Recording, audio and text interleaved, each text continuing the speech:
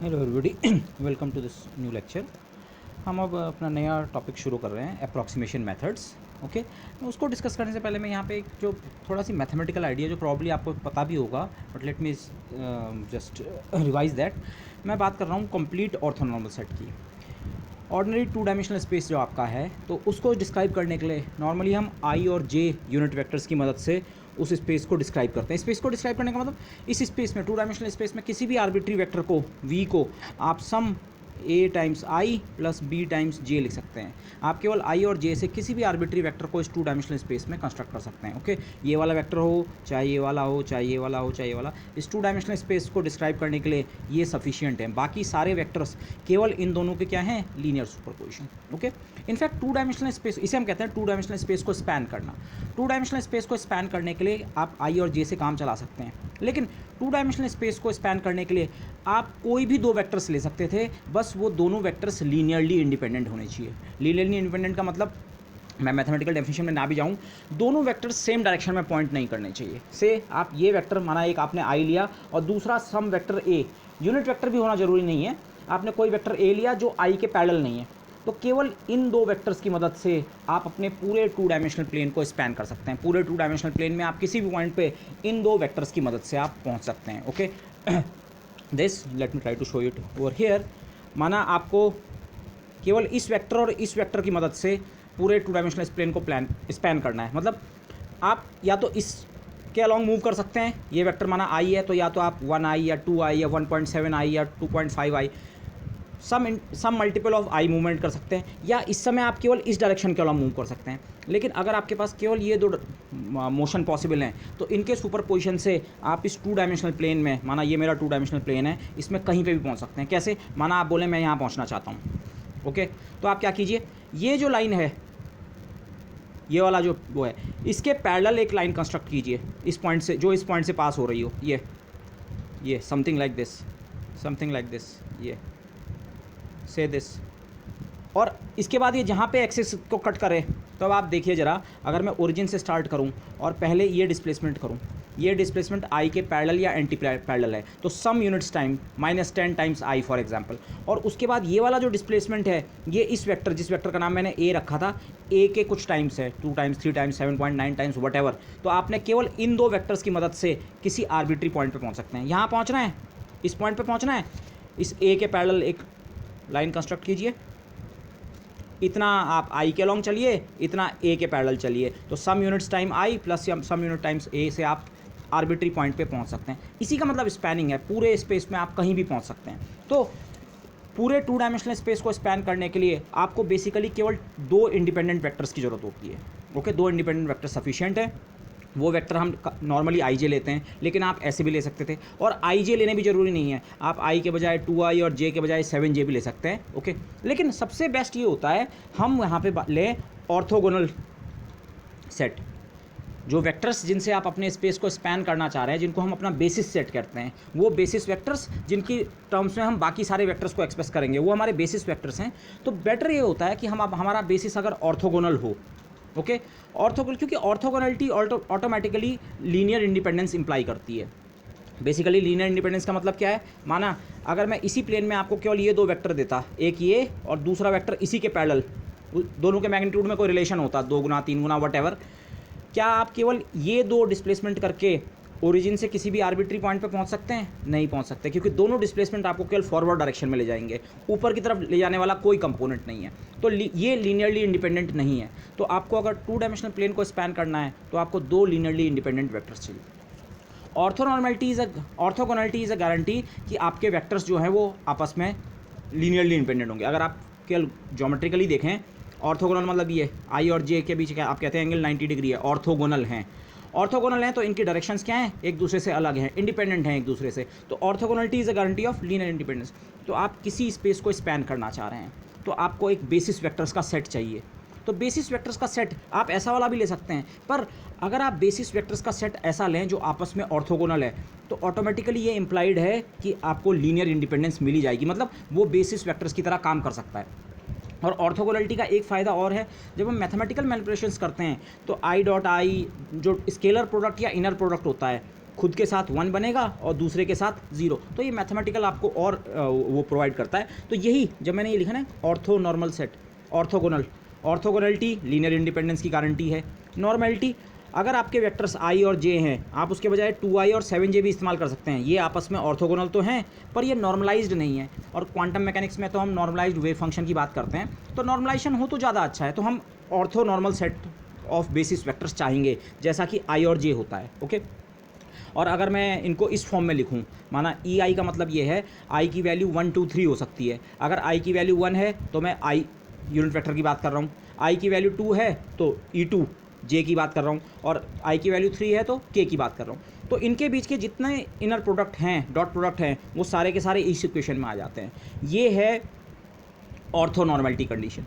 आपस में खुद के साथ डॉट प्रोडक्ट 1 है, नॉर्मलाइज्ड है, और दूसरे के साथ डॉट प्रोडक्ट कितना है, 0 है, स्केलर प्रोडक्ट कितना है, 0, ऑर्थो नॉर्मलिटी। लेकिन इसके साथ एक और कंसेप्ट आता है कंप्लीट। कंप्लीटनेस का मतलब क्या है, माना हम अब 3 डायमेंशनल स्पेस में चले जाएं। ओके, 3 डायमेंशनल स्पेस में अगर मैं आपको केवल ये 2 वेक्टर्स दूं आई और जे, ये एक ऑर्थोनॉर्मल सेट तो है, अपने आप हर कोई नॉर्मलाइज्ड है, आपस में दोनों ऑर्थोगोनल हैं। लेकिन क्या केवल आप इस ऑर्थोनॉर्मल सेट की मदद से पूरे 3 डायमेंशनल स्पेस में कहीं भी जा सकते हैं? कि 3 डायमेंशनल स्पेस के किसी भी आर्बिट्री वेक्टर को क्या केवल आई और जे से बना सकते हैं? नहीं, क्योंकि ये सेट कंप्लीट नहीं है। आप इस केस में तो बहुत आराम से समझ सकते हैं, क्योंकि हमारा एक्चुअल स्पेस तो 3 डायमेंशनल है, और जिन वेक्टर से हम उस स्पेस को स्पैन करना चाह रहे हैं वो केवल 2 हैं। तो 2 वेक्टर से 3 डायमेंशनल स्पेस स्पैन नहीं हो सकता। तो यहाँ पे है क्या, सेट तो ऑर्थोनॉर्मल है पर ये सेट कंप्लीट नहीं है। लेकिन अगर इसी सेट को मैं इनलार्ज कर दूँ, ये तीनों ऑर्थोनॉर्मलिटी की कंडीशन को ओबे करते हैं, और अब ये सेट कंप्लीट है। 3 डायमेंशनल स्पेस के लिए ये 3 वेक्टर्स सफिशिएंट हैं किसी भी वेक्टर को डिस्क्राइब करने के लिए। तो अब ये सेट कंप्लीट हुआ। तो दो आइडियाज़ हैं, एक ऑर्थोनॉर्मलिटी का आइडिया, लेकिन उसके अलावा आपका सेट क्या होना चाहिए, कंप्लीट भी होना चाहिए, ताकि आप आर्बिट्री वेक्टर को उसके टर्म में लिख सकें। ये वेक्टर्स की दुनिया में आप बहुत अच्छे से जानते हैं। ओके, अब ये आइडिया क्यों इंट्रोड्यूस किया मैंने, क्वांटम मैकेनिक्स में हम कहते हैं हमारा हैमिल्टोनियन, ठीक है, टाइम इंडिपेंडेंट केस में उसके कुछ आइगन फंक्शंस होंगे, आइगन स्टेट्स होंगी और करस्पॉन्डिंग आइगन वैल्यू। अच्छा, मैं यहाँ पे जो नोटेशन यूज़ करूँगा, जो मैंने पीछे भी ये नोटेशन यूज़ किया है, पर अब मैं इसी नोटेशन को इस लेक्चर में यूज़ करूँगा, और आगे H psi n E n, psi n को मैं ऐसे लिखूँगा, एच मेरी nth स्टेट है, साई एन मतलब होता है Sai first, Sai to, Sai three, कौन सी वाली स्टेट की आप बात कर रहे हैं, तो उस स्टेट को मैं ऐसे लिखूँगा। आप चाहे तो अभी से इसे केवल एक शॉर्ट हैंड सोच सकते हैं, पर एक्चुअली ये केवल शॉर्ट हैंड नहीं है। हमने अभी डिराक फॉर्मुलिज्म ऑफ क्वांटम मैकेनिक्स नहीं स्टडी किया है, लेकिन इसके बाद जब हम उसे स्टडी करेंगे तो यू विल रियलाइज़ कि ये एक्चुअली केवल एक शॉर्ट हैंड नोटेशन नहीं है, ये एक्चुअली बहुत पावरफुल वो है वे ऑफ राइटिंग थिंग्स, ठीक है, ऑफ अंडरस्टैंडिंग थिंग्स। इसे हम डिराक अप्रोच में कैट कहते हैं, कैट वेक्टर या simply ket. Okay, but for the time being अगर आपको कन्फ्यूज़न है, आप इसको समझिए, ये इसका शॉर्ट हैंड है। साई एन लिखने के बजाय मैंने ये लिखा है एन, एन को इस तरह से एक स्ट्रेट लाइन और इसके बीच में इंक्लोज किया है, और ई एन तो एक नंबर है, एनर्जी वैल्यू वो ऐसे ही लिखी गई है, और इधर वाला जो साई एन स्टेट है उसको फिर से ऐसा लिखा गया है। तो H acting on the nth state gives energy E n multiplied by the same state. ये एक आइगन वैल्यू रिलेशन है, ठीक है, एन हमारी आइगन स्टेट है और ई एन हमारी आइगन वैल्यू, और एच हमारा हर्मिशियन ऑपरेटर है। Remember this. ओके, इस नोटेशन में इस चीज़ को मैं पहले यूज़ कर चुका हूँ, बट लेट मी रिमाइंड, अगर आप psi m star psi n का इंटीग्रल लें d tau over whole space, तो उसको हम इस नोटेशन में ऐसे लिखेंगे, साई एन ये है, psi m left hand side में है और स्टार के साथ है, तो उसको एम जैसे एक तरह से आपने इसकी मिरर इमेज ले लियो, लेकिन वो कौन सी स्टेट है, mth स्टेट है, तो ये एम, ठीक है। तो ये और ये आप इसे अगेन शॉर्ट हैंड सोच सकते हैं, इसको लिखने का ये तरीका है। और क्योंकि हर्मिशियन ऑपरेटर की एक प्रॉपर्टी होती है, डिफरेंट आइगन वैल्यूज़ वाली जो स्टेट्स होती हैं वो आपस में ऑर्थोनॉर्मल होती हैं, ऑर्थोगोनल होती हैं। तो ये रिलेशन, अगर आपने इंडिविजुअल वेव फंक्शंस को नॉर्मलाइज कर रखा है तो खुद के साथ ये प्रोडक्ट 1 मिलेगा, अगर m और n सेम होंगे तो 1, और अगर m और n अलग होंगे तो हर्मिशियन ऑपरेटर्स की जो थ्योरम है, वैसे तो वो डिफरेंट आइगन वैल्यूज़ के लिए होती है, पर हम सेम आइगन वैल्यूज़ के लिए भी इस तरह का सेट कंस्ट्रक्ट कर सकते हैं। आप उसे जनरल वो ले सकते हैं, अगर m और n सेम हैं तो इंटीग्रल 1 बनेगा, और m और n अलग हैं तो 0। अब मैं इंटीग्रल के टर्म के बजाय इसे सीधे बोलूँगा इनर प्रोडक्ट, mth और nth स्टेट का इनर प्रोडक्ट, अगर दोनों स्टेट सेम होंगी तो 1 बनेगा, और अगर अलग अलग होंगी तो 0। ओके, इस रिलेशन को ज़रा इससे कंपेयर करो, वेक्टर्स की दुनिया में खुद के साथ डॉट प्रोडक्ट 1, दूसरे के साथ डॉट प्रोडक्ट 0, बेसिस वेक्टर्स का। तो ये तो यही बेसिक आइडिया है जिस पे हम अपना पहला जो मेथड है पर्टर्बेशन थ्योरी, उसको पूरा इसी पे बेस्ड है।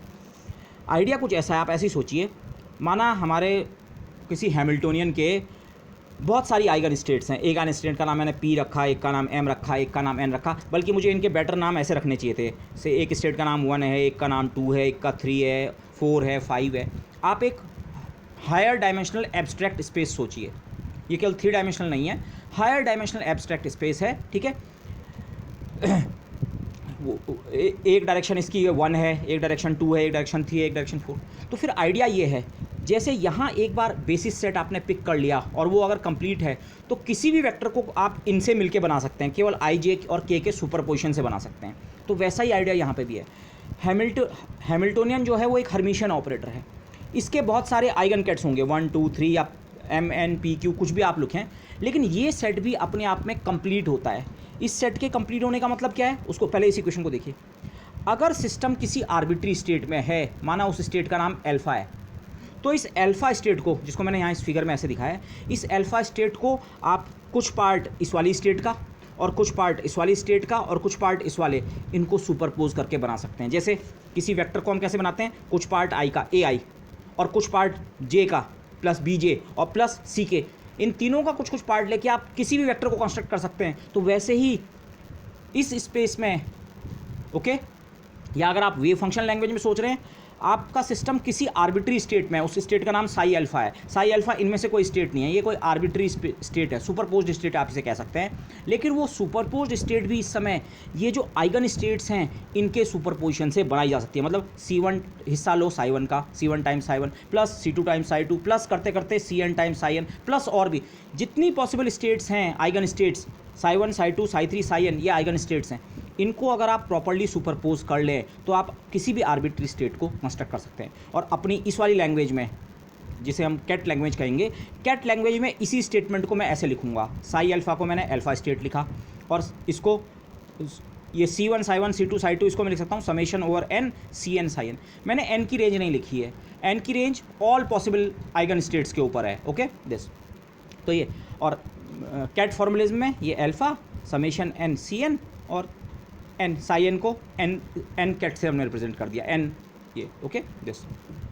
अगर आपको किसी भी पॉइंट पे ये फॉर्मुलिज्म अभी क्लियर नहीं हो रहा है तो जब हम बाद में डिराक फॉर्मुलिज्म पढ़ लेंगे, आप फिर इसको उस नोटेशन को स्टडी करने के बाद देखिए। और फिर भी अगर आपको कन्फ्यूज़न होता है तो आप अप्रोप्रिएटली, ये मैंने आपको बता रखा है, इसको आप एक शॉर्ट हैंड समझिए। आप हर जगह ये रिप्लेसमेंट करके या ये रिप्लेसमेंट करके आप इसे नॉर्मल वेव फंक्शन की फॉर्म में लिख सकते हैं, ओके। बट मैं आपको अप्रोच करूँगा, मैं आपको सजेस्ट करूँगा कि आप इसको इसी तरह से अप्रोच करें। ये फॉर्मुलिज्म बहुत पावरफुल फॉर्मुलिज्म है, ओके दिस।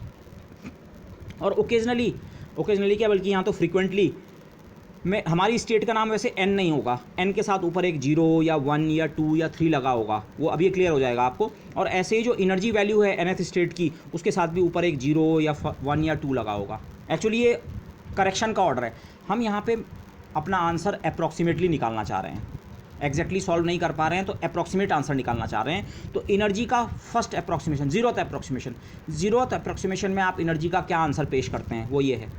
अगर आप थोड़ा आंसर को इम्प्रूव करना चाह रहे हैं तो आप उसमें फर्स्ट ऑर्डर का एक करेक्शन टर्म ले आएंगे, वो होगा nth ऑर्डर की एनर्जी का फर्स्ट ऑर्डर करेक्शन टर्म। ऐसे ही nth ऑर्डर की एनर्जी, nth लेवल की एनर्जी का second order correction term, and so okay. अच्छा, और इस नोटेशन में एक और टर्म जो हमारे पास बार बार आएगा, इस तरह का एक टर्म आएगा, माना साई एम स्टार और साई एन का प्रोडक्ट है, लेकिन बीच में कोई ऑपरेटर ए स्क्वीज़ कर रखा है।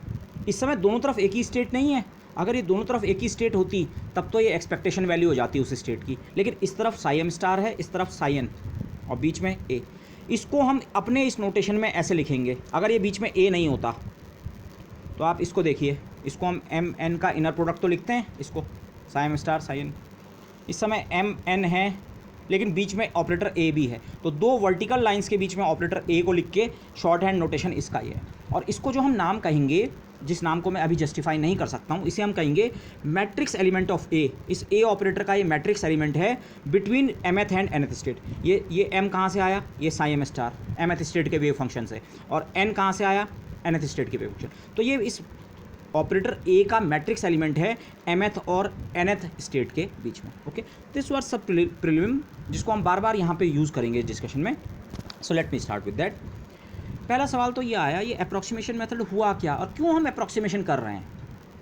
इसका आंसर ये है, आप कायदे से तो ये चाहेंगे हमें एग्जैक्ट सॉल्यूशन मिले। एग्जैक्ट सॉल्यूशन किसका? श्रोडिंगर इक्वेशन का। श्रोडिंगर इक्वेशन सॉल्व करना मतलब वेव फंक्शन और एनर्जी वैल्यू निकालना, जैसा अभी तक हमने किया है। अभी तक के लेक्चर्स में हमने मोस्ट ऑफ द टाइम्स हम लगातार श्रोडिंगर इक्वेशन को सॉल्व कर रहे थे, चाहे 1 डायमेंशनल केस हो चाहे 3 डायमेंशनल।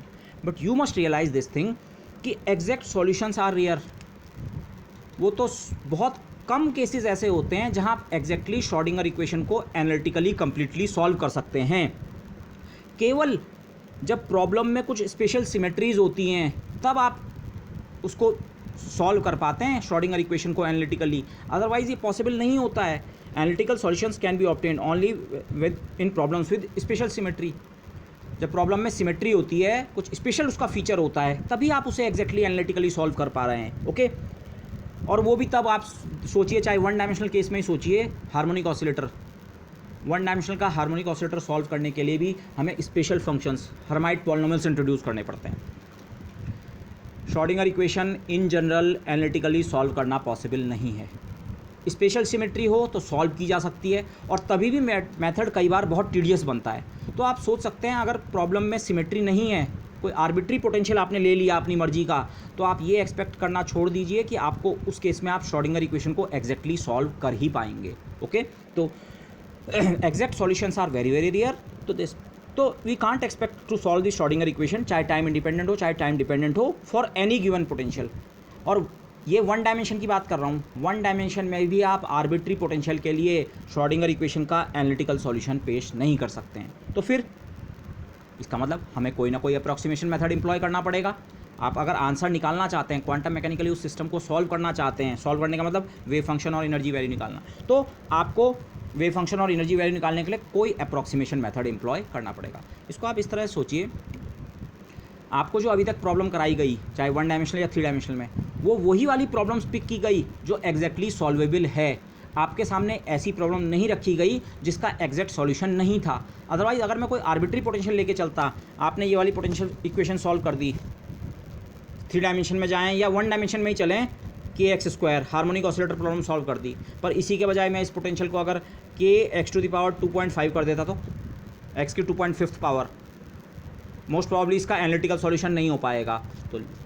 तो हमने अभी तक वही प्रॉब्लम्स की हैं कि जिनको एग्जैक्ट एनालिटिकल सॉल्यूशन क्या था, पॉसिबल था। ओके, एग्जैक्ट सॉल्यूशन जिन्हें कहते हैं। बट अब हम अप्रॉक्सीमेट सॉल्यूशन, चलो एग्जैक्ट सॉल्व नहीं कर पा रहे हैं, पर श्रोडिंगर इक्वेशन मुझे दे रखी है, तो क्या कोई अप्रॉक्सीमेट सॉल्यूशन निकालने का तरीका है?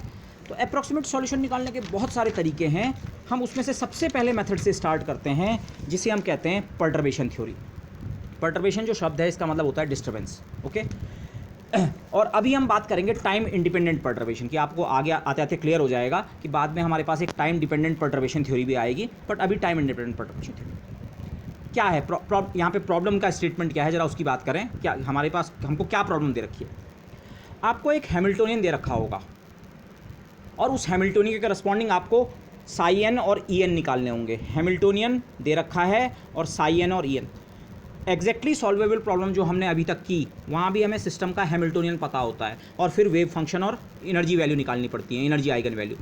अगेन वही सवाल है, हैमिल्टोनियन दे रखा है, लेकिन अब की बार वो हैमिल्टोनियन कैसा है? पहली चीज़ तो, क्योंकि हम टाइम इंडिपेंडेंट पर्टर्बेशन की बात कर रहे हैं, ये जो हैमिल्टोनियन है ये इंडिपेंडेंट ऑफ टाइम है। लेकिन मोर इम्पॉर्टेंटली, ये हैमिल्टोनियन जो आपको दिया गया है, एक्चुअली ये 2 अलग अलग हैमिल्टोनियन का सम है। इसमें 2 अलग अलग पार्ट्स हैं। इसमें जो मेजर पार्ट है, मेजर से मैं मतलब क्या अभी क्लियर करता हूँ, इसमें जो मेजर पार्ट है वो एक अनपर्टर्ब्ड सिस्टम है। अनपर्टर्ब्ड सिस्टम भी कैसा वाला? टाइम इंडिपेंडेंट, और जिसे आप एग्जैक्टली सॉल्व कर सकते हैं। और उसके अलावा उसमें एक छोटा सी पार्ट और है। अब ये छोटे और बड़े का मतलब क्या है? एक्चुअली H' और H0 ऑपरेटर्स हैं। ऑपरेटर में छोटा बड़ा आप नहीं कह सकते हैं, लेकिन अभी के लिए क्वालिटेटिवली आप ये समझ लीजिए, हमें प्रॉब्लम ये सॉल्व करनी है। कोई हैमिल्टोनियन दे रखा है, पर उस हैमिल्टोनियन को जब हम बारीकी से देख रहे हैं, हम पा रहे हैं वो एक्चुअली 2 पार्ट्स का सम है। उसमें से एक पार्ट ऐसा है जिसको हम एग्जैक्टली सॉल्व कर सकते हैं। मतलब अगर हमारे पास केवल ये H0 वाला हैमिल्टोनियन होता तो हम उसके लिए श्रोडिंगर इक्वेशन को एग्जैक्टली सॉल्व कर सकते थे, लेकिन हमें तो हैमिल्टोनियन H दे रखा है, जो कि H0 के साथ थोड़ा सी पर्टर्बेशन या डिस्टर्बेंस भी है। इसीलिए इसको पर्टर्बेशन थ्योरी कह रहे हैं। एग्जैक्टली सॉल्वेबल प्रॉब्लम में आपने थोड़ा मिलावट कर दी, थोड़ा पर्टर्बेशन कर दिया, थोड़ा डिस्टर्बेंस कर दिया, और अब आपको कहा गया इस वाले सिस्टम को मिला के सॉल्व करो। Let me give you an example. हमने हाइड्रोजन एटम सॉल्व किया। हाइड्रोजन एटम का हैमिल्टोनियन को मैं H0 लिखूँ, ये वाला पार्ट, वो एक अनपर्टर्ब्ड सिस्टम है, जिस सिस्टम को हमने डिस्टर्ब नहीं किया है, जिसको हम एग्जैक्टली सॉल्व कर सकते हैं, और वो टाइम इंडिपेंडेंट है। यहाँ पे पूरे हैमिल्टोनियन को, इसे हम कहेंगे कंप्लीट हैमिल्टोनियन, अनपर्टर्ब्ड हैमिल्टोनियन या एग्जैक्टली सॉल्वेबल हैमिल्टोनियन, और इसको कहेंगे पर्टर्बेशन हैमिल्टोनियन, या कई बार सिंपली मैं इसे पर्टर्बेशन कहूँगा। ओके, तो हाइड्रोजन एटम एग्जैक्टली हमने सॉल्व कर रखा है, सॉल्यूशन लेंदी टीडियस सब होता है, पर एग्जैक्टली सॉल्वेबल है। वेव फंक्शन और एनर्जी के एग्जैक्ट आंसर मेरे पास है। आपके पास हाइड्रोजन एटम है H0, उसका kinetic energy -2m del square और पोटेंशियल एनर्जी -Ze²/r। इसके साथ मैं इस प्रॉब्लम को सॉल्व कर सकता हूँ। अगर केवल हाइड्रोजन एटम की प्रॉब्लम हो, वो ये H0 वाली है, एग्जैक्टली सॉल्वेबल। पर माना अब उस हाइड्रोजन एटम को मैंने एक इलेक्ट्रिक या मैग्नेटिक फील्ड में रख दिया। तो इलेक्ट्रिक या मैग्नेटिक फील्ड में रखने से क्या होता है, हाइड्रोजन एटम में आपके पास एक इलेक्ट्रॉन है, चार्ज पार्टिकल, जो कि मूव कर रहा है। तो अगर मैं चाहे इलेक्ट्रिक फील्ड लगाऊं या मैग्नेटिक फील्ड लगाऊं, तो वो ये इलेक्ट्रॉन जो है अब इस इलेक्ट्रिक या मैग्नेटिक फील्ड से इंटरेक्ट करेगा। फॉर सिंप्लिसिटी माना आप इलेक्ट्रिक फील्ड सोचिए, अगर इलेक्ट्रॉन का चार्ज Q है, तो Q चार्ज को E इलेक्ट्रिक फील्ड में रखें तो कितनी एनर्जी होती है, QE। अभी तक हम केवल ये वाली पोटेंशियल एनर्जी ले रहे थे, न्यूक्लियस के कारण जो इलेक्ट्रॉन की पोटेंशियल एनर्जी है -Ze²/r। लेकिन अब जो हमने एक्सटर्नल फील्ड लगाया, इस हाइड्रोजन एटम को एक इलेक्ट्रिक फील्ड में रख दिया, तो उस इलेक्ट्रिक फील्ड में रखने के कारण इसकी एनर्जी में थोड़ा और चेंज आ गया। एनर्जी क्या होता है, हैमिल्टोनियन क्या होता है, टोटल एनर्जी। तो मतलब अब हमारे नए सिस्टम का जो हैमिल्टोनियन है, वो हाइड्रोजन एटम वाला हैमिल्टोनियन तो है ही है, ये न्यूक्लियस के कारण जो ये लग रहा है इतना हैमिल्टोनियन, लेकिन अब उस हैमिल्टोनियन में थोड़ा सी डिस्टर्बेंस और आ गया है। ये जो मैंने एक्सटर्नल इलेक्ट्रिक फील्ड लगाया, ये इस इलेक्ट्रॉन की एनर्जी को थोड़ा और अफेक्ट करेगा। वो टर्म ये पर्टर्बेशन है। अगर आपका इलेक्ट्रिक फील्ड बहुत सुपर स्ट्रॉन्ग नहीं है, तो ये डिस्टर्बेंस स्मॉल होगा। तो ये है पर्टर्बेशन थ्योरी का आइडिया। और इस समय ये सारे के सारे हैमिल्टोनियन जो हैं, टोटल हो चाहे अनपर्टर्ब्ड हो, एग्जैक्टली सॉल्वेबल वाला या पर्टर्बेशन वाला, सारे के सारे क्या हैं, टाइम इंडिपेंडेंट। ओके दिस, तो ये वो है। इनफैक्ट इस प्रॉब्लम को हम सॉल्व करेंगे, इन दोनों को, इलेक्ट्रिक और मैग्नेटिक फील्ड वाली। इलेक्ट्रिक और मैग्नेटिक फील्ड अप्लाई करने पे आपको पता है, आपने ज़ीमान इफेक्ट और स्टार्क इफेक्ट का नाम सुना होगा। जो स्पेक्ट्रल लाइंस हैं उनकी पोजीशन चेंज हो जाती है, स्प्लिट हो जाती है या शिफ्ट हो जाती हैं। वो क्यों होता है ऐसा, क्योंकि अब जो सिस्टम है उसके एनर्जी लेवल पे थोड़ा फ़र्क पड़ जाता है। पर्टर्बेशन थ्योरी हम तभी अप्लाई कर सकते हैं जब ये डिस्टर्बेंस वाला टर्म इस ओरिजिनल टर्म के मुकाबले क्या हो, स्मॉल। अगेन मैं आपको रिपीट कर रहा हूँ, ये ऑपरेटर्स हैं, ऑपरेटर में आप स्मॉल और लार्ज की डायरेक्टली बात नहीं कर सकते हैं। पर अभी के लिए हम क्वालिटेटिवली इस आइडिया से आगे बढ़ें कि H' जो है पर्टर्बेशन हैमिल्टोनियन, वो अनपर्टर्ब्ड हैमिल्टोनियन के मुकाबले क्या है, बहुत स्मॉल। और अनपर्टर्ब्ड हैमिल्टोनियन कैसा है, ये ऐसा सिस्टम है जिसको हम एग्जैक्टली सॉल्व कर चुके हैं। हम ये मान रहे हैं इसको सॉल्यूशन कर सकते हैं और कर चुके हैं। अकेला हाइड्रोजन एटम मैं सॉल्व कर चुका हूँ। अब लेकिन हाइड्रोजन एटम को पर्टर्ब किया, थोड़ा डिस्टर्बेंस ले आए, बाहर से एक इलेक्ट्रिक फील्ड ले आए। अब ओवरऑल इस सिस्टम के एनर्जी लेवल्स और वेव फंक्शन क्या हैं, वो हमें निकालने हैं। तो अगर मेरा पर्टर्बेशन बहुत स्ट्रॉन्ग नहीं है, ये इलेक्ट्रिक फील्ड बहुत स्ट्रॉन्ग नहीं है, तो मैं पर्टर्बेशन थ्योरी को अप्लाई करके इस नए सिस्टम के hydrogen atom in an electric field, उसके एनर्जी लेवल भी निकालने की कोशिश कर सकता हूँ, एनर्जी लेवल और wave functions. Okay this, so this is the basic idea of perturbation theory.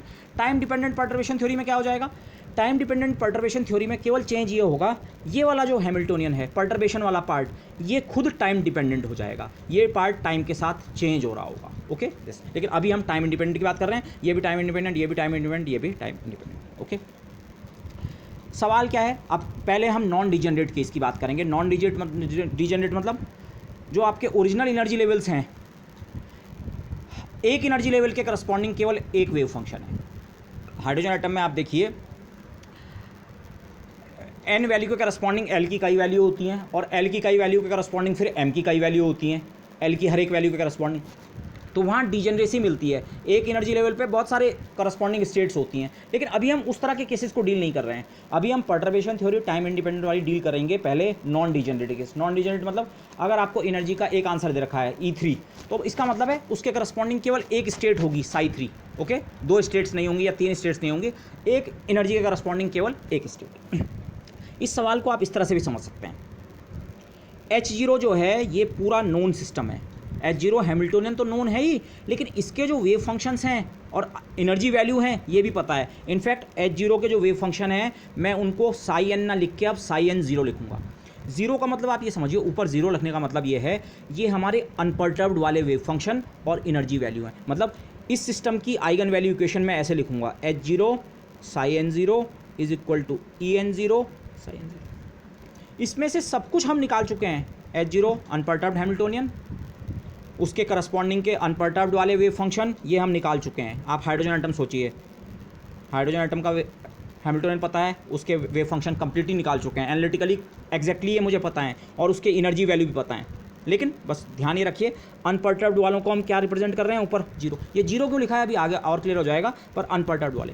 और बाद में हमने इस सिस्टम को क्या किया, पर्टर्ब किया।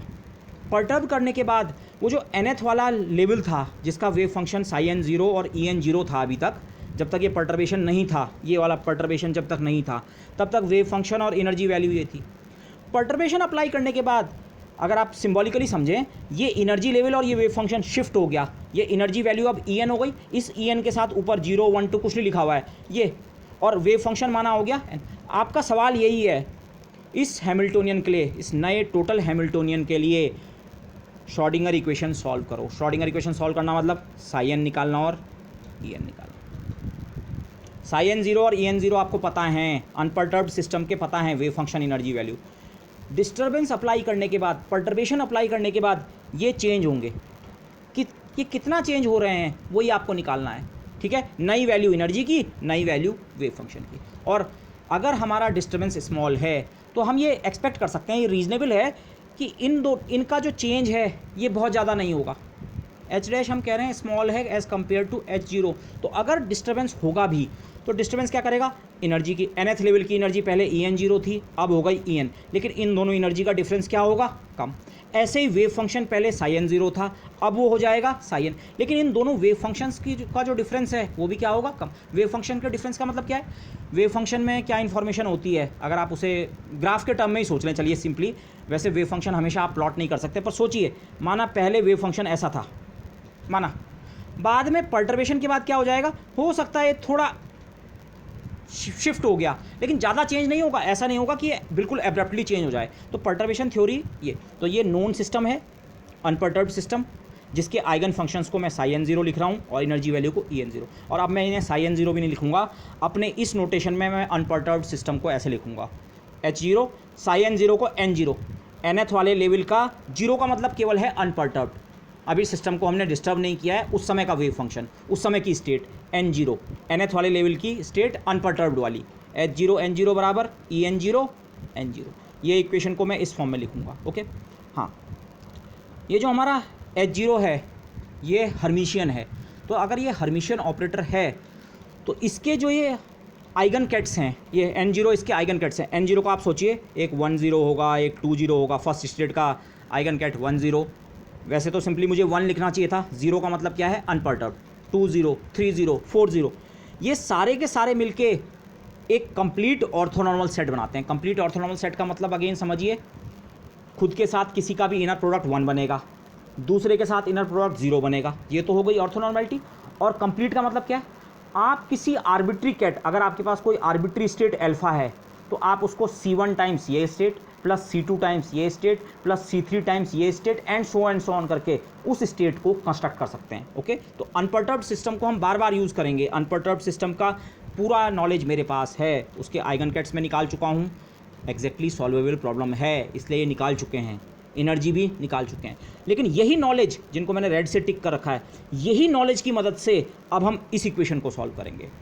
जो हमारा सिस्टम जिसके लिए हमें सवाल पूछा गया है, उसके लिए मैं इस इक्वेशन को अब इस फॉर्म में लिख रहा हूँ, H टोटल हैमिल्टोनियन, N नए पर्टर्बेशन वाले सिस्टम की, जिसे हम कहेंगे पर्टर्ब्ड सिस्टम, पर्टर्ब्ड सिस्टम की nth स्टेट। इस n के साथ 0 1 कुछ नहीं लिखा हुआ है, nth स्टेट किसकी, पर्टर्ब्ड सिस्टम की, En उसी के करस्पॉन्डिंग की energy eigen value nth state. तो मुझे ये निकालना है, ये और ये मेरे अननोन है इस समय, तो मुझे इस नॉलेज से किसी तरह से ये निकालने हैं, ओके। तो ये कैसे करना है, यहाँ पे हम एक टर्म इंट्रोड्यूस करते हैं जिसे हम कहेंगे ऑर्डर ऑफ पर्टर्बेशन।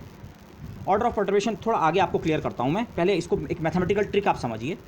हमारा जो टोटल परटर्ब हैमिल्टोनियन है वो है अनपर्टर्ब प्लस एच डैश, लेकिन इसको हम डेलिबरेटली ऐसा लिख रहे हैं, एच बराबर है H zero plus lambda H dash. Lambda को हम कहते हैं ये हमारा पैरामीटर ऑफ परटर्बेशन है। इसको आप इस तरह सोचिए, माना लैम्डा बराबर जीरो है, लैम्डा को आप एक स्विच की तरह सोचिए, आपने स्विच ऑफ कर रखा है, लैम्डा जीरो है, तो लैम्डा जीरो है तो ये हमारा सिस्टम किसकी तरह बिहेव कर रहा है, अनपर्टर्ब्ड सिस्टम की तरह। मतलब अभी आपने सिस्टम में डिस्टर्बेंस इंट्रोड्यूस किया ही नहीं है। हाइड्रोजन एटम जो मैं आपको एग्जांपल दे रहा था, केवल अभी प्योर हाइड्रोजन एटम है, तो वो तो अनपर्टर्ब्ड सिस्टम है। लेकिन अगर मैं स्विच ऑन कर दूं, लैम्डा को 1 पे ले आऊं, लैम्डा बराबर 1 कर दूं, तो H zero plus H dash, अरे डिस्टर्बेंस आ चुका है, पर्टर्बेशन का असर भी अब मौजूद है, तो अब सिस्टम क्या हो चुका है, पर्टर्ब। तो मतलब लैम्डा बराबर जीरो पे तो सिस्टम में कोई डिस्टर्बेंस नहीं है, और लैम्डा बराबर 1 पे सिस्टम में हमने जितना डिस्टर्बेंस लाना था वो पूरा डिस्टर्बेंस आ चुका है। अब आप और बेटर इसे ऐसे सोचिए, लैम्डा एक्चुअली एक स्विच ना होकर एक नॉब है। जैसे हम वॉल्यूम कंट्रोल का नॉब घुमाते हैं ना, धीरे धीरे घुमा के किसी चीज़ का वॉल्यूम बढ़ता है एनालॉग डिवाइसेस में, अब तो सारी डिवाइसेस डिजिटल हो रही हैं, बट एनालॉग डिवाइसेस में जैसे हम किसी नॉब को घुमा के धीरे धीरे धीरे चीज़ की वैल्यू बढ़ाते हैं, तो आप सोचिए लैम्डा हमारा ऐसा ही पैरामीटर है। लैम्डा एक पैरामीटर है जिसकी वैल्यू को मैं नॉब घुमा के 0 से 1 तक वेरी कर सकता हूँ। तो लैम्डा जब 0 पे है तब तो अनपर्टर्ब्ड सिस्टम है, और लैम्डा जब फुल्ली 1 पे हो जाएगा तो जितना पर्टर्बेशन मैं करना चाह रहा हूँ सिस्टम पे वो पूरा का पूरा पर्टर्बेशन अप्लाई हो जाएगा। पर माना लैम्डा किसी इंटरमीडिएट वैल्यू पे है, कम वैल्यू पे है, माना 0.1, तो 0.1 का मतलब अनपर्टर्ब्ड सिस्टम को डिस्टर्ब तो कर रहे हैं पर अभी वो पूरी तरह डिस्टर्ब नहीं हुआ है। और लैम्डा को थोड़ा और बढ़ाया तो डिस्टर्बेंस थोड़ा और बढ़ गया, और बढ़ाया तो और। यही सेंस है ऑर्डर ऑफ पर्टर्बेशन। हम सिस्टम को कितना हद तक पर्टर्ब कर रहे हैं उसको कौन कंट्रोल करेगा, लैम्डा। फाइनल जब हम अपनी सारी कैलकुलेशन कर लेंगे, लास्ट में हमने लैम्डा को 1 ही रखना है। हम जो एक्चुअल सिस्टम सॉल्व करना चाह रहे हैं वो H zero plus H dash है, पर ये लैम्डा पैरामीटर हमें हेल्प करेगा। लैम्डा को आप इस तरह सोचिए, ये ऑर्डर ऑफ पर्टर्बेशन को कंट्रोल कर रहा है। लैम्डा 0 है तो सिस्टम बिल्कुल डिस्टर्ब नहीं है, लैम्डा थोड़ा सी बढ़ाया तो डिस्टर्बेंस है पर कम है, तो अगर डिस्टर्बेंस कम है तो असर भी तो कम होगा, और लैम्डा थोड़ा और बढ़ाया तो डिस्टर्बेंस थोड़ा बढ़ा, थोड़ा और ज़्यादा सिस्टम डिस्टर्ब होगा।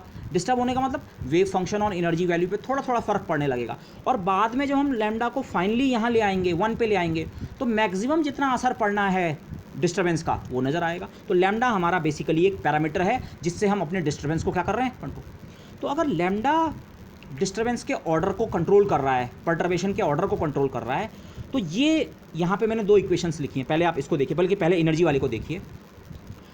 हम ये एज्यूम कर सकते हैं कि En nth लेवल की नई एनर्जी, नई मतलब पर्टर्बेशन के साथ nth लेवल की नई एनर्जी किस प्रकार की होगी, En0, बिना पर्टर्बेशन के जो nth लेवल की एनर्जी थी वो, प्लस इस टर्म को कहूँगा मैं फर्स्ट ऑर्डर करेक्शन टर्म।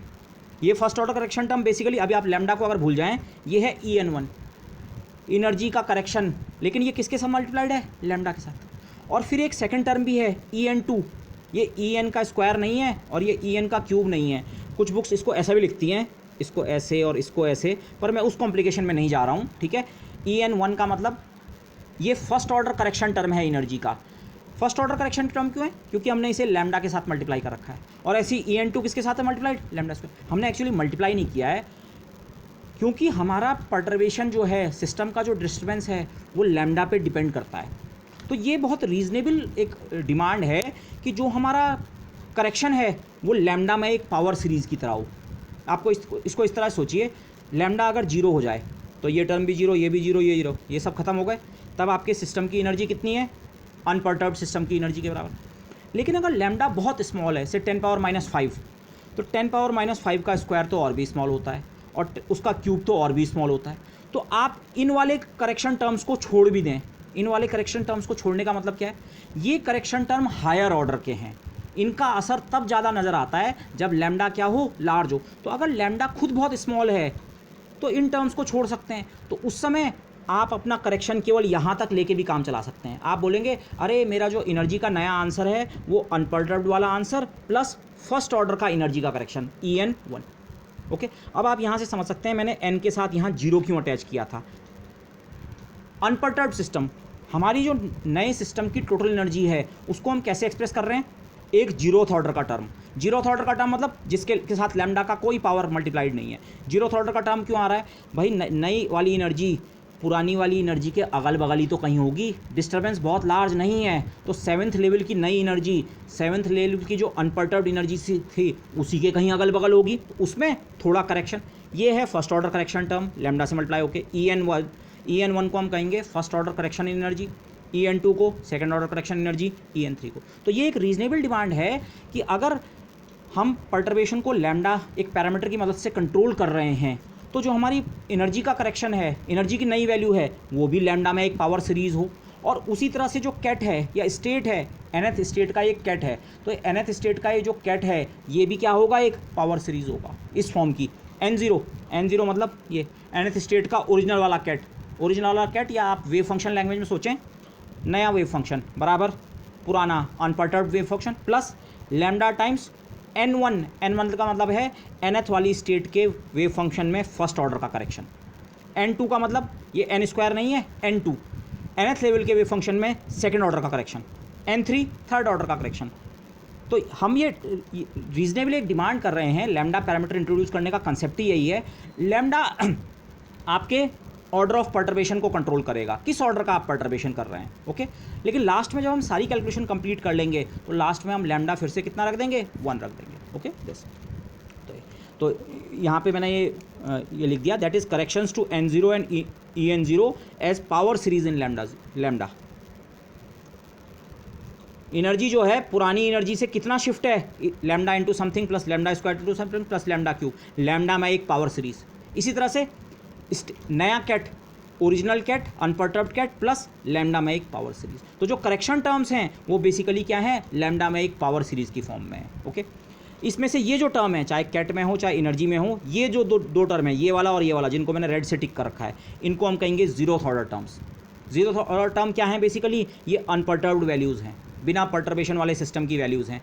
इनको हम कहेंगे first order correction terms. First order correction term in the state, first order correction term in energy, second order correction term in the state और ket, second order correction term in energy, third order correction in the ket, third order correction in the energy.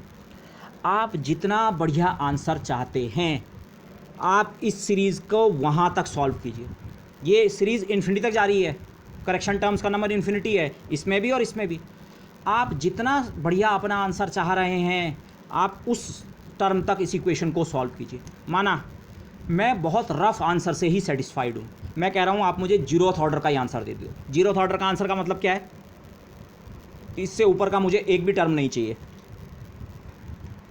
Zeroth order का answer क्या है, zeroth order का answer ये कह रहा है नई एनर्जी की वैल्यू उतनी है जितनी अनपर्टर्ब्ड सिस्टम के nth लेवल की एनर्जी होती है, नई वाली nth भी उतनी है। ये भी तो एक बहुत रफ आंसर चल सकता है। अगर आपका पर्टर्बेशन बहुत बहुत बहुत वीक है तो शायद आप इस आंसर को भी मान जाएंगे। हाइड्रोजन एटम था, आपने बाहर से इलेक्ट्रिक फील्ड लगाया, पर इलेक्ट्रिक फील्ड बहुत बहुत बहुत वीक था, तो इलेक्ट्रिक फील्ड का असर अगर ना के बराबर है, तो हाइड्रोजन एटम के लिए अगर आप यही आंसर दें कि नया एनर्जी लेवल पुराने वाले एनर्जी लेवल के बराबर है, पर्टर्ब्ड वाला अनपर्टर्ब्ड के ही बराबर है, तो आंसर बहुत ख़राब तो नहीं है। और ऐसे ही उसका जो वेव फंक्शन है nth वाले का, वो अनपर्टर्ब्ड वाले वेव फंक्शन के बराबर है, ओके, या this is a good answer. लेकिन ये गुड केवल कब का है, जब h डैश क्या है, रियली वेरी वेरी स्मॉल। अगर पर्टर्बेशन थोड़ा लार्ज है तो आप अपने आंसर को थोड़ा सुधार के फर्स्ट ऑर्डर करेक्शन तक जाना चाहेंगे। फर्स्ट ऑर्डर करेक्शन में आप EN1 और N1 की वैल्यू किसी तरह से निकालना चाहेंगे। एक बार ये वैल्यू आपकी निकल गई तो फिर आप बोलेंगे अरे अब जो पर्टर्ब्ड सिस्टम की एनर्जी है वो पुरानी एनर्जी प्लस इतना करेक्शन, फर्स्ट ऑर्डर करेक्शन। और ऐसे ही नया वाला nth स्टेट का कैट या नया वाला nth वेव फंक्शन कितना है, पुराने वाली nth स्टेट का वेव फंक्शन प्लस उसका एक correction term, first order correction term. आपको और अच्छा आंसर चाहिए तो आप लैम्डा स्क्वायर ऑर्डर तक जाओ, this plus this plus this, ये आपका टोटल वेव फंक्शन का आंसर हो गया। This plus this plus this, ये टोटल आपका किसका हो जाएगा, एनर्जी का आंसर। तो डिपेंडिंग ऑन आपको कितनी एक्यूरेसी चाहिए, अगर आप यहीं तक की एक्यूरेसी चाह रहे हैं, इसे हम कहेंगे zeroth order perturbation. Zeroth order perturbation में आपको कुछ करना ही नहीं है। जो अनपर्टर्ब्ड सिस्टम है, हम पहले ही कह रहे हैं अनपर्टर्ब्ड सिस्टम का आंसर तो हम निकाल चुके हैं, ये तो हमारा स्टार्टिंग पॉइंट है। तो ये आपने उसी आंसर को कह दिया, अरे यही मेरा फाइनल आंसर है, जीरोथ ऑर्डर। आप फर्स्ट ऑर्डर तक अपना आंसर सुधारना चाह रहे हैं, फर्स्ट ऑर्डर तक का आंसर देना चाह रहे हैं, तो मतलब आप N1 और EN1 first order correction energy का और first order correction wave function का निकालना चाहेंगे। सेकंड ऑर्डर का आंसर चाहोगे, सेकंड ऑर्डर के आंसर के लिए आपको फर्स्ट ऑर्डर के आंसर तो निकालने ही पड़ेंगे। क्योंकि सेकंड ऑर्डर तक के करेक्शन में ये भी आता है, ये भी आता है, ये भी आता है, और एनर्जी में ये और ये, तो सेकंड ऑर्डर के आंसर में ये और ये दोनों निकालो और ये और ये दोनों निकालो। थर्ड ऑर्डर का चाहिए दिस दिस दिस, कंप्यूट करो दिस दिस दिस। आपको जिस ऑर्डर तक आपका आंसर चाहिए वहाँ तक आप अपनी कैलकुलेशन कैरी कर सकते हैं। इन प्रिंसिपल जो परटर्बेशन थ्योरी है हम यूजुअली फर्स्ट या सेकंड ऑर्डर तक ही डील करेंगे। Okay this, so now let's go about this. अब कुछ नहीं करना है, अब ब्लाइंडली मैथमेटिक्स फॉलो करनी है। बस एक जगह पे हमारा वो वाला कंसेप्ट आएगा, कंप्लीट ऑर्थोनॉर्मल सेट की प्रॉपर्टी यूज़ करेंगे, बाकी अब कुछ नहीं करना है। परटर्ब सिस्टम का हैमिल्टोनियन एच, उसकी nth स्टेट मुझे निकालनी है, लेकिन उसकी nth स्टेट इस तरह की एक आइगन वैल्यू इक्वेशन को ओबे कर रही होगी। ओके, यहाँ पे मुझे n और en पता नहीं है, पर यही तो मुझे निकालने हैं। ओके, मुझे n और en किसी तरीके से पता करने हैं।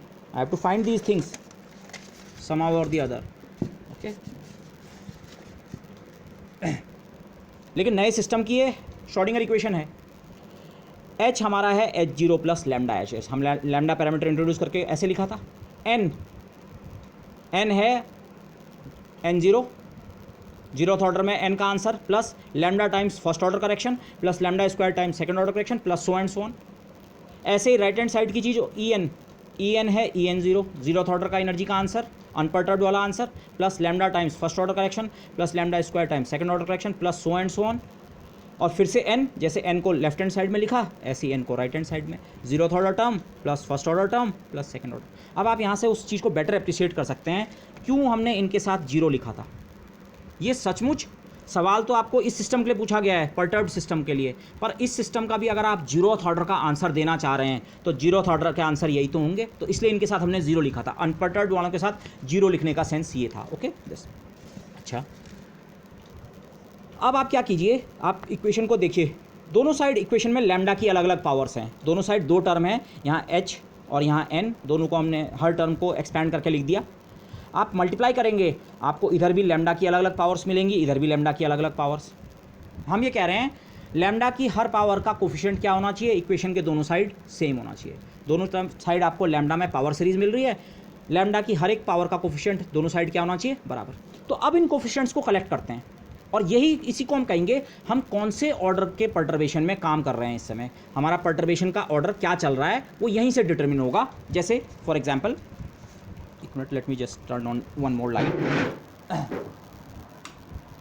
ओके, अगर आप लैम्डा पावर 0 का कोफिशिएंट लेफ्ट हैंड साइड में कलेक्ट करें, h डैश के साथ लैम्डा है तो ये किसी भी टर्म के साथ मल्टीप्लाई करेगा, एक लैम्डा लाएगा, तो इसका मल्टीप्लिकेशन नहीं देखना है। h0 जब n0 से मल्टीप्लाई होगा बिना लैम्डा के, और इससे आगे वाले हर टर्म में लैम्डा मौजूद है, तो हायर टर्म्स को छोड़ दें तो केवल बिना लैम्डा वाला टर्म, मतलब लैम्डा पावर 0 वाला टर्म लेफ्ट हैंड साइड में क्या है, h0 n0। इसी तरह से राइट हैंड साइड में बिना लैम्डा वाला टर्म केवल है en0 n0। आप चेक कर सकते हैं लैम्डा के बिना वाले जो टर्म्स हैं या लैम्डा पावर 0 वाले जो टर्म्स हैं on both sides of the equation वो ये हैं। जरा इस इक्वेशन को देखें तो ये अनपर्टर्ब्ड सिस्टम की इक्वेशन है। अनपर्टर्ब्ड हैमिल्टोनियन अपने अनपर्टर्ब्ड वाले nth वेव फंक्शन पे एक्ट करता है, तो nth वाला वेव फंक्शन वापस मल्टीप्लाइड बाई en0। ये इसी को तो हम जीरोथ ऑर्डर परटर्बेशन कह रहे थे। अगर आप बहुत रफ आंसर से खुश हैं तो आप ये वाला आंसर भी पेश कर सकते हैं। आप कह सकते हैं ये रहे, मुझे ये इक्वेशन सॉल्व करनी है, और इस इक्वेशन को तो मैंने रेड टिक मार्क इसीलिए लगा रखे हैं, ये तो हम पहले से ही कह रहे हैं ये एक ऐसा हैमिल्टोनियन है जिसको हम एग्जैक्टली सॉल्व कर सकते हैं, कर चुके हैं, तो ये तो कर चुके हैं। तो ये जीरोथ ऑर्डर परटर्बेशन क्यों कह रहे हैं, लैम्डा पावर 0 के कोफिशिएंट से मिलाए, तो इसमें कोई इन्फॉर्मेशन नहीं है बेसिकली।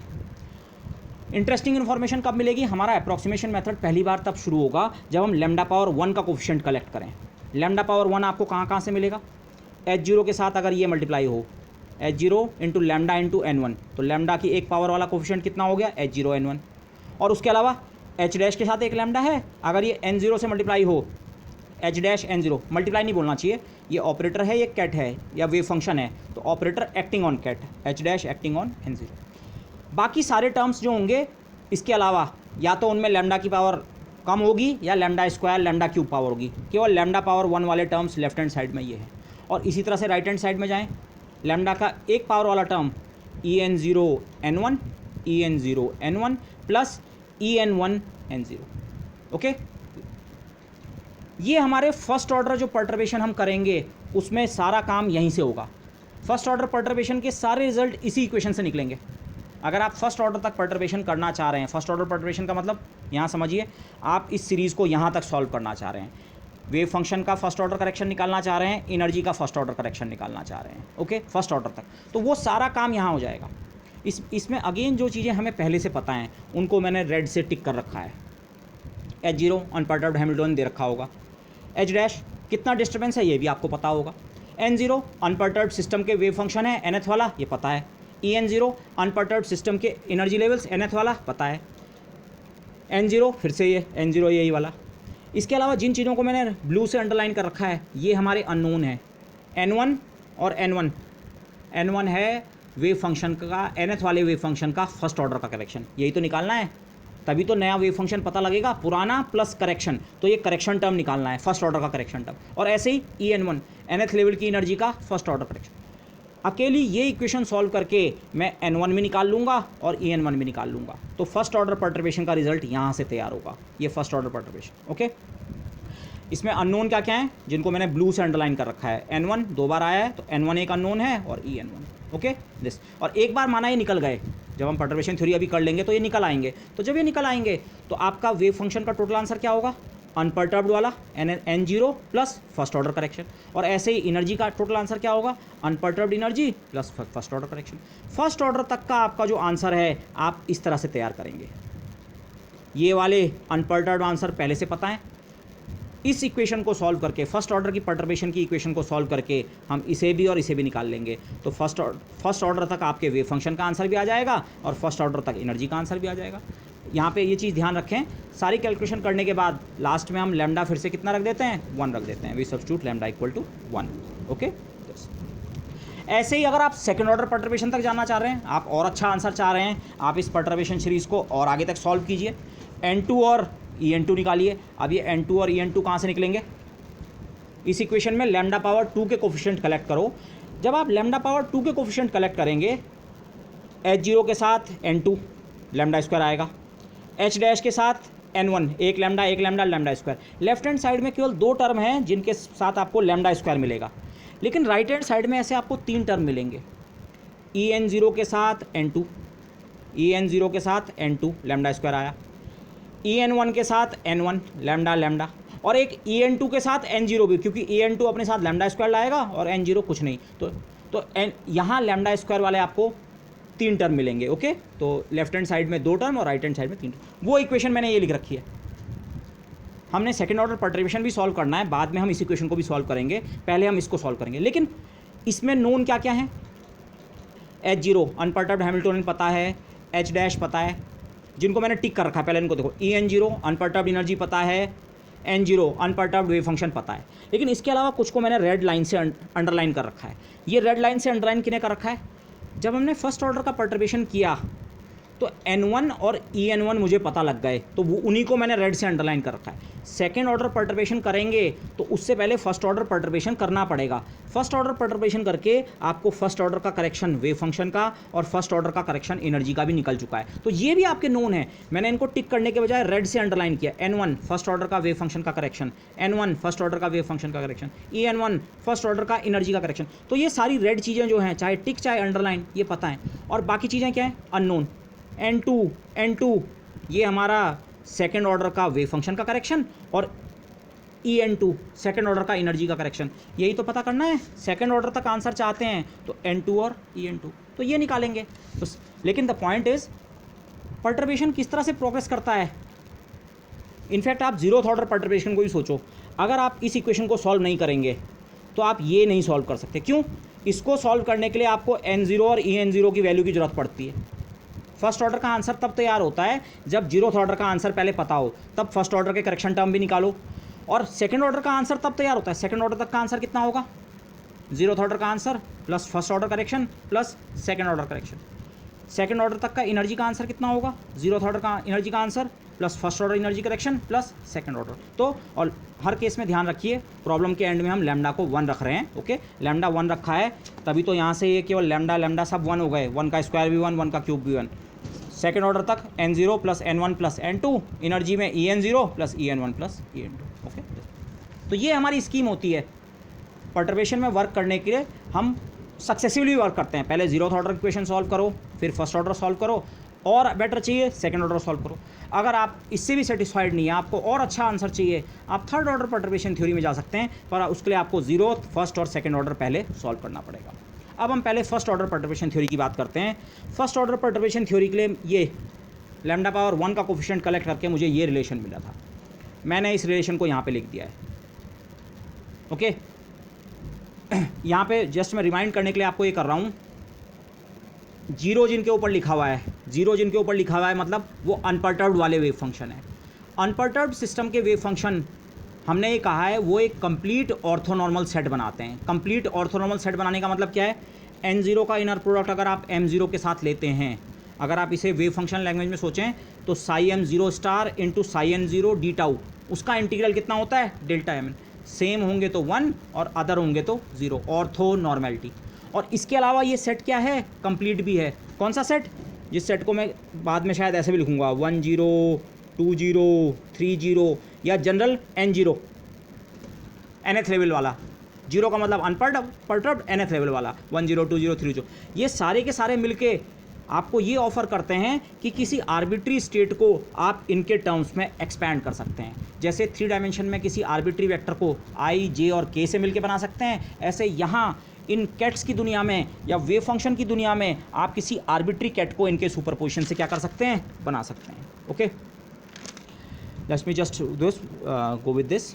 इस इक्वेशन में मेरे पास n1 और n0, यहाँ भी n1 n0 और यहाँ भी n1 n0 कैट्स आ रहे हैं। इनको मैं ट्रांसफ़र करके n1 कैट एक तरफ ले आया और n0 कैट दूसरी तरफ। यहाँ कैलकुलेशन करने में एक चीज़ का ध्यान रखिएगा, h0 और h डैश जो हैं ये ऑपरेटर्स हैं, और e जो हैं चाहे n0 वाला हो चाहे n वाला, ये नंबर्स हैं।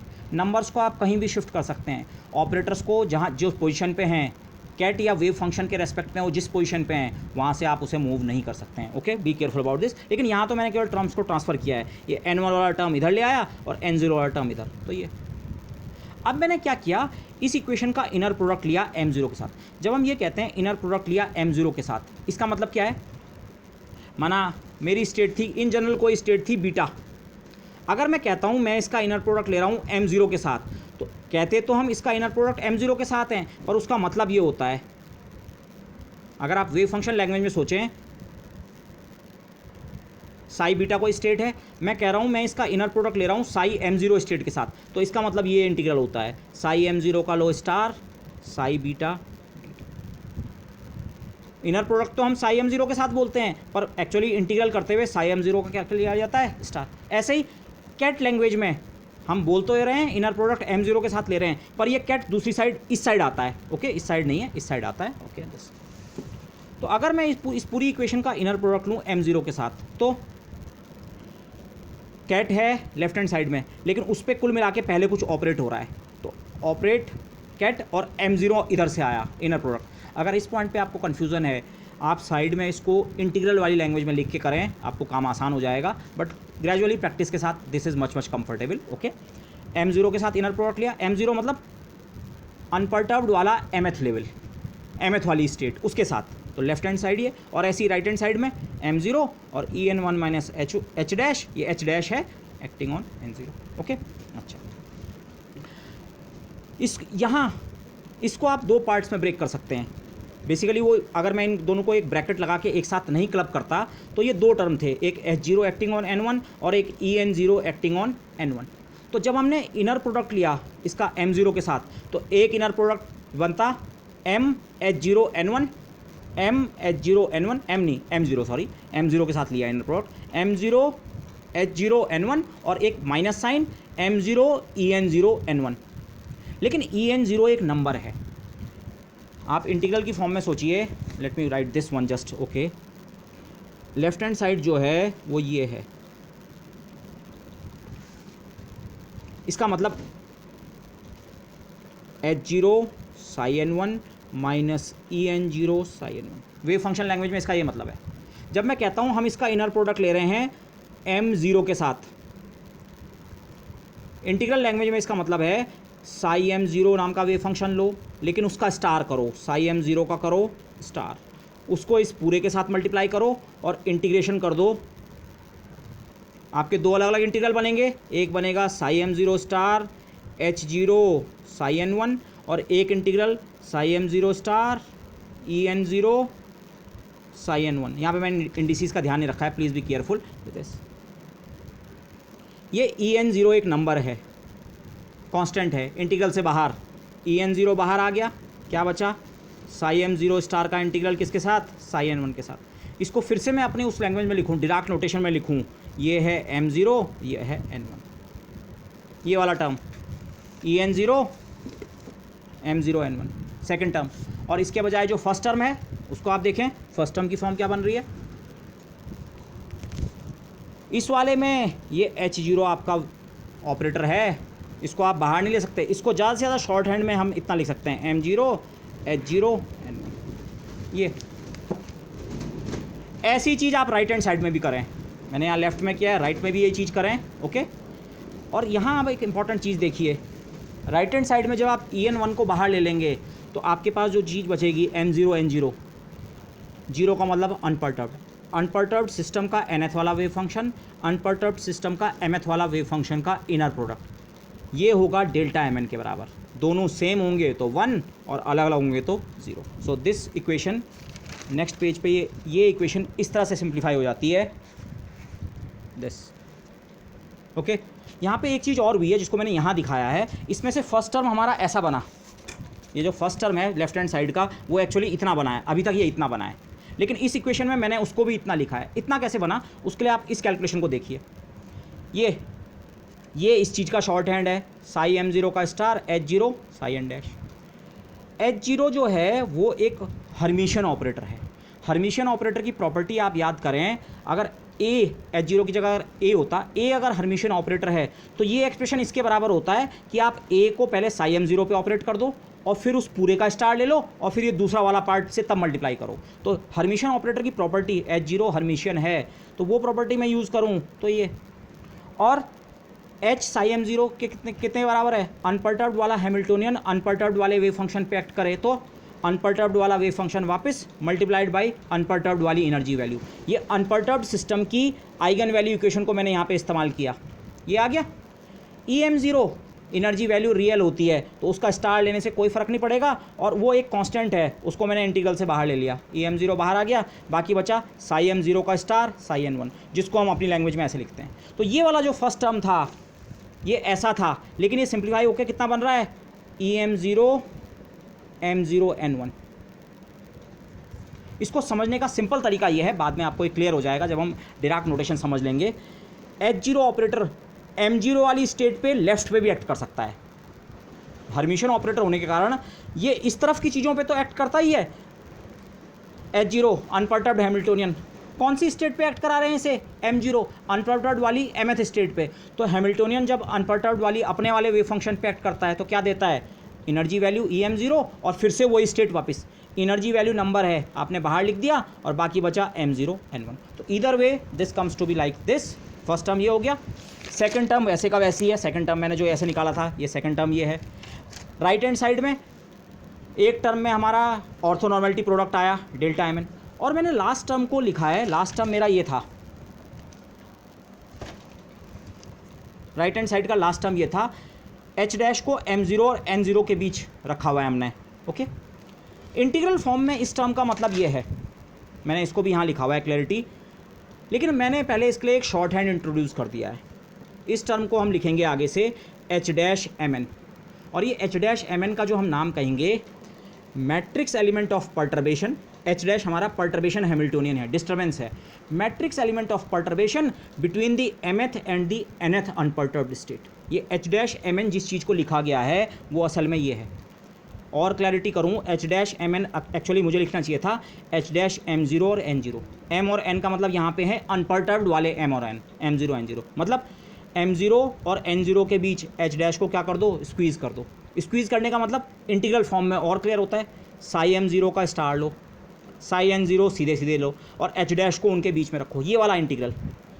एच डैश पर्टर्बेशन हैमिल्टोनियन का मैट्रिक्स एलिमेंट mth और nth अनपर्टर्ब्ड स्टेट्स के बीच, जीरो का मतलब unperturbed, the matrix element of the perturbation between the mth and the nth unperturbed state. तो ये मैंने अगर वो किया तो जो मेरे फर्स्ट ऑर्डर की पर्टर्बेशन की जो हमारी इक्वेशन हमें मिली थी वो अब मेरे पास इस फॉर्म में आ गई। ओके दिस, और इन दोनों में जो ये टर्म है इनर प्रोडक्ट का टर्म सेम है, मैंने कॉमन ले लिया, तो मेरे लिए finally this expression becomes like this. तो with this I would like to end this lecture. इससे आगे हम अपना फर्स्ट ऑर्डर और सेकंड ऑर्डर पर्टर्बेशन की कैलकुलेशन नेक्स्ट लेक्चर में करेंगे। Thank you everybody.